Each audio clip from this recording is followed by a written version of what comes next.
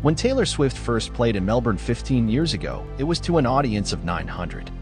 This week in the city, the US megastar performs for 250,000. Love her or hate her, there's no denying it. Australia is in the thick of Swift Mania. Leading up to the hotly anticipated Australian leg of Swift's Eras tour, Melbourne was lit up with it all, from a Swift-themed academic symposium to a pop-up merchandise stand at Crown, to a projection on Flinders Street Station welcoming Swifties to town, with the clock striking 13, naturally. Melbourne, welcome to the Eras tour!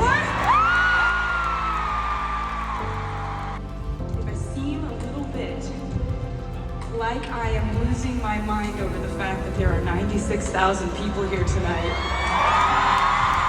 18 years of music.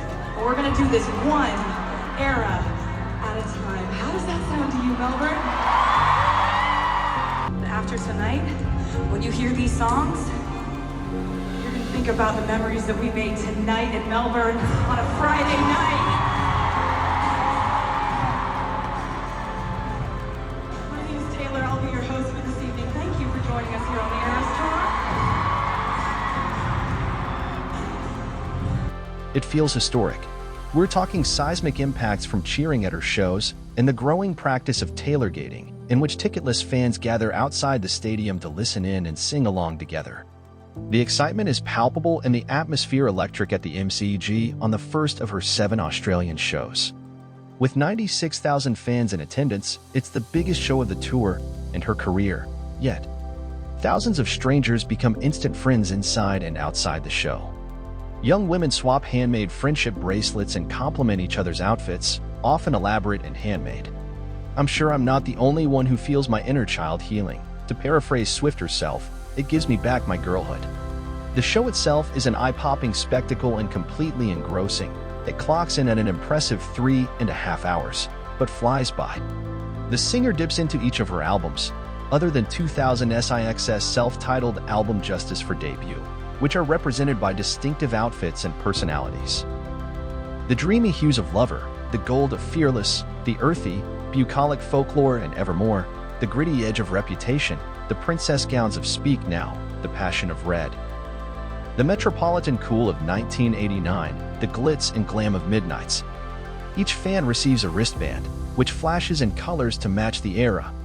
Moving platforms, stairs and intricate sets, a forest seance for Evermore, a log cabin for Folklore, and a slick team of tightly choreographed dancers including internet sensation Cameron Saunders.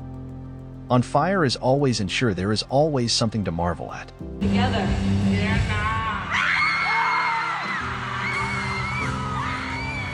Pyrotechnics, enormous smoke machines and fireworks, par for the course at this stage. Swift is a generous, genuine performer.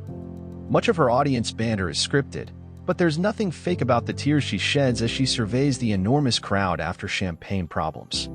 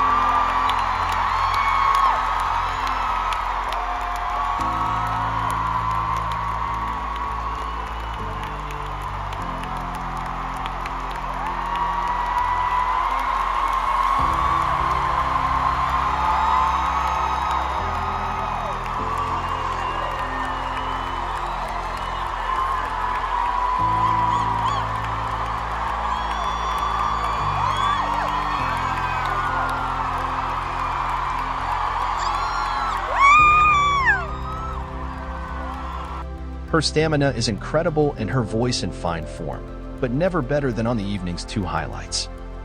The 10-minute version of All Too Well and the live debut of You're Losing Me on piano, breakup songs so vivid and emotional that screaming along with her and tens of thousands of others. I almost forgot I'm in a happy relationship. It's pure joy.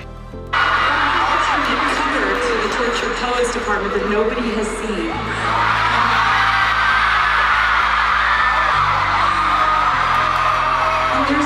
There's an exclusive song on this vinyl called The Bolter. So this is called the Bolter edition. So much of the Eras tour is fan service, from the inclusion of fan anthem Long Live to Easter eggs and iconic Swift moments, such as the Fearless Spin. In the sweetest moment of each night, a fan, usually a child, is handed a hat off Swift's head during her performance of 22. This is a fan base who can spot even the slightest difference in a performance, a single note change in the one draws rapturous cheers. And a spirited shout in the chorus of The Last Great American Dynasty feels like it's just for us. The Eras tour is, Swift says, for new fans and those who have been there since the very beginning. Judging by the number of millennial mothers and their young daughters, it's become intergenerational. The feeling really is one of inclusion and love. The show somehow feels simultaneously massive and like the most intimate thing in the world.